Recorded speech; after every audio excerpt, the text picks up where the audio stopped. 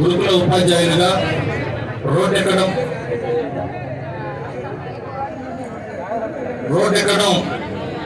ఒక కళ.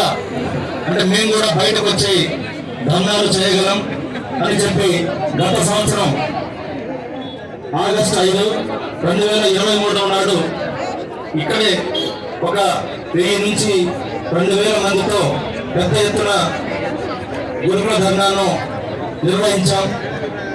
గత ప్రభుత్వం దీనిని చూసి చూడనట్టుగా వాళ్ళు చేస్తే ఎంతలే ఉపాధ్యాయులే కదా అని తీసిపడేసినటువంటి ప్రభుత్వం 10 ఏళ్ళు పరిపాలించి విద్యా వ్యవస్థలో చిన్నాభిన్నం చేసి ఏమాత్రం విద్యా వ్యవస్థ పనికి రాకుండా ఈరోజు చేసినటువంటి గత ప్రభుత్వం నుంచి ఈరోజు 10 నెలలు అవుతుంది ప్రభుత్వం ఏర్పడి.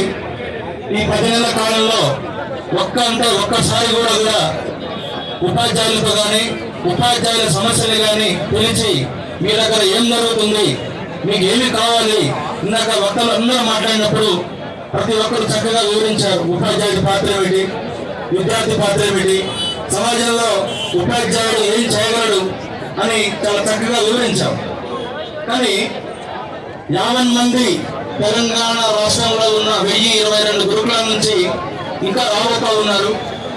మధ్యాహ్నం తర్వాత ఇంకా సంఖ్య రెట్టింపు అయ్యే పరిస్థితి ఉన్నది.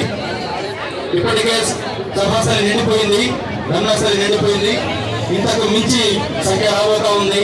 మరి ముఖ్యంగా మా మైనారిటీ గురుకులాల్లో హెచ్ఎండిఏ పరిధిలో 60 గురుకుల కళాశాలలు ఉన్నాయి. మారిన టైం టేబుల్ వలన ఇప్పుడు 1:30కి రిలీవ్ ఉంటుంది. ఈ 1:30 తర్వాత మీరు చూడండి డబల్